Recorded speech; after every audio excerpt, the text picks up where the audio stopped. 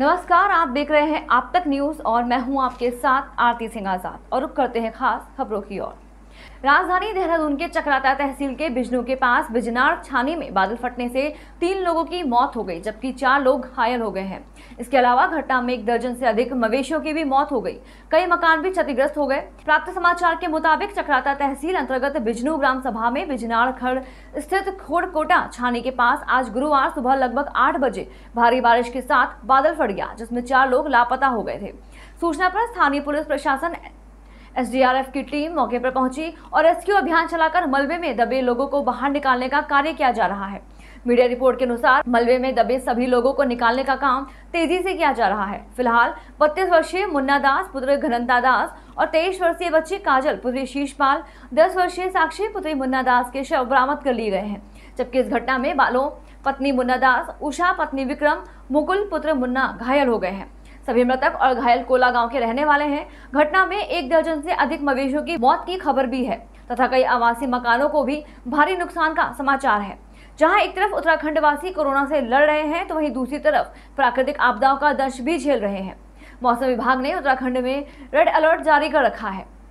पहाड़ के ऊंचे इलाकों में बीते 24 घंटे से लगातार बारिश की खबरें आ रही हैं, जिसके बाद से प्रशासन पूरी तरह अलर्ट मोड पर है। मौसम विभाग की माने तो राज्य में अगले 18 से 24 घंटे उत्तराखंड के अल्मोड़ा, बागेश्वर, चमोली, चंपावत, देहरादून, गढ़वाल, हरिद्वार, पिथौरागढ़, रुद्रप्रयाग, टेहरी गढ़वाल, उधम सिंह नगर और उत्तरकाशी के कई स्थानों पर तेज हवाओं के साथ बारिश और गरज के साथ बौछारें जारी रहेंगी। हरदोई की सड़कों पर कल रात एक ऐसा नजारा देखा जिसको कैमरे में कैद करने का मकसद सिर्फ यही था कि पुरुष प्रधान देश में किस तरह एक 70 वर्षीय बूढ़ी महिला अपना पेट पालने के लिए रिक्शा चला रही है, जिसकी ओर न किसी समाज सेवी संगठन का ध्यान जा रहा है और न ही सरकारी नुमाइंदे का, जो उसके लिए 2 वक्त की रोटी कपड़ा मुहैया करा सके।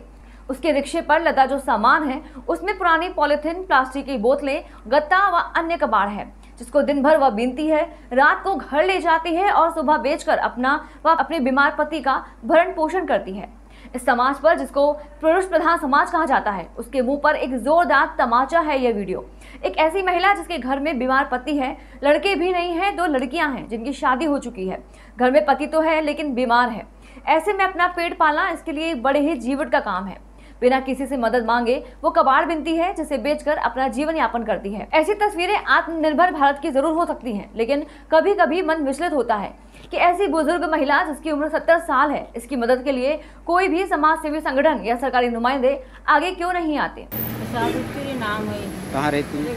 आशा में जेली पीट है तो कबाड़ भी नहीं आते वही जाते 3-4 सही लड़का है। कब से चला रही हैं आप? वही वो साल भर वो और साल भर वैसे बीच रहे, मोड़ पर ले जाते रहे, मोड़ पर अब जहाँ रखे देते फिर जाते तो कबाड़ी खा लेते थे। घर में और कोई कमाने वाला नहीं है? कमाना है कोई नहीं। कौन कौन है घर पे? हमें 2 लोग हैं, 2 बिटिया दीदी की शादी। आपको मास्क जैसे सब लोग लगाए घूम रहे हैं। हाँ। आपको कोरोना से डर नहीं लगता? और 1.5 काल फिर खाई वो कब नहीं तो मास्क लगाने में डरने के मास्क तो है। हम अब बिटिया में लौटे आते सर तब लगाए थे, हम घर में रख के आज। डर नहीं लगता? सबको बीमारी फैली, सब जगह बीमारी। मास्क तो लगा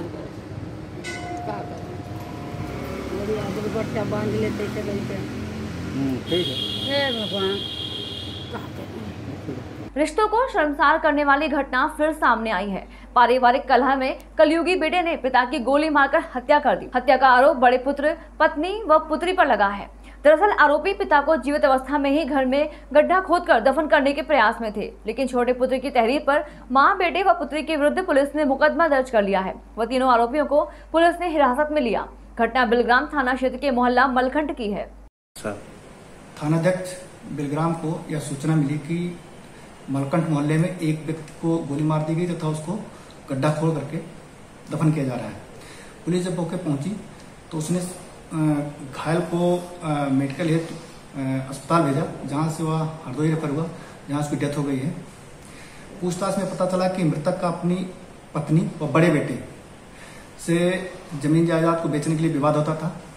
पुलिस ने मृतक के छोटे बेटे दिवाकर की तहरीर पर बड़े बेटे, पत्नी व बेटी के विरुद्ध हत्या का मुकदमा दर्ज किया है। तीनों को हिरासत में लिया गया है। पूछताछ करके अन्य आवश्यक विधिक कार्रवाई पुलिस द्वारा की जाएगी। बांगरमऊ के मोहल्ला भटपुरी में घर के बाहर सब्जी बेच रहे किशोर को लॉकडाउन के उल्लंघन में चौकी पुलिस सिपाही ने पकड़ लिया। सिपाही उसे डंडे से पीटते हुए थाना ले गए, जहां किशोर की मौत हो गई। किशोर की मौत से आक्रोशित परिजनों एवं नागरिकों ने लखनऊ मार्ग चौराहे पर जाम लगा दिया। नगर के मोहल्ला भटपुरी निवासी इस्लाम का 17 वर्षीय पुत्र फैजल घर के बाहर सब्जी बेचता है। कल दोपहर नगर पुलिस चौकी का एक सिपाही और होमगार्ड मौके पर जा धमके और लॉकडाउन के उल्लंघन का आरोप लगाकर सब्जी बेच रहे फैजल को डंडे से पीटने लगे। मामला यही शांत नहीं हुआ। सिपाही और होमगार्ड फैजल की पिटाई करते हुए लखनऊ चौराहे ले गए। यहाँ उसे जीप में डाल दिया और पिटाई करते हुए कोतवाली ले गए। खबर पाकर परिजन भी कोतवाली पहुंच गए। पुलिस ने कोतवाली में परिजनों के सामने भी फैजल की पिटाई की, जिससे उसकी हालत बिगड़ गई। यह देख पुलिस के हाथ पैर फूल गए। आनंद फानन में परिजन और पुलिस उसे सामुदायिक स्वास्थ्य केंद्र ले गई, जहां चिकित्सकों ने उसे मृत घोषित कर दिया। पुलिस की पिटाई से फैजल की मौत की खबर जंगल में आग की तरह फैल गई। देखते ही देखते सैकड़ों नागरिक सामुदायिक स्वास्थ्य केंद्र पहुंच गए, जहां जाम लगने का प्रयास किया। पुलिस के समझाने बुझाने के बाद नागरिक तिकोनिया पार्क के सामने एकत्रित हो गए।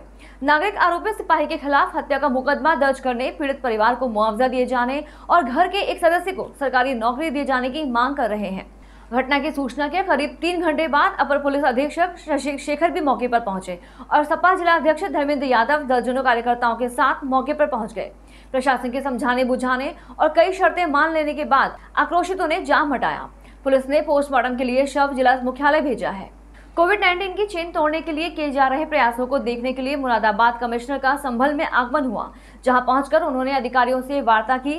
साथ ही जिला अस्पताल का निरीक्षण व राशन वितरण प्रणाली की जानकारी अधिकारियों से लेकर आवश्यक दिशा निर्देश दिए और अधिकारियों के साथ वार्ता कर कोविड की चेन तोड़ने के लिए किए जा रहे प्रयासों पर चर्चा भी की। उसके बाद कमिश्नर चंदौसी पहुंचे, जहां उन्होंने राशन वितरण प्रणाली को देखने के साथ ही एक दुकान का निरीक्षण भी किया। उसके बाद मुरादाबाद कमिश्नर ने कस्बा संभल की तरफ रुख किया, जहां उन्होंने जिला अस्पताल का निरीक्षण किया।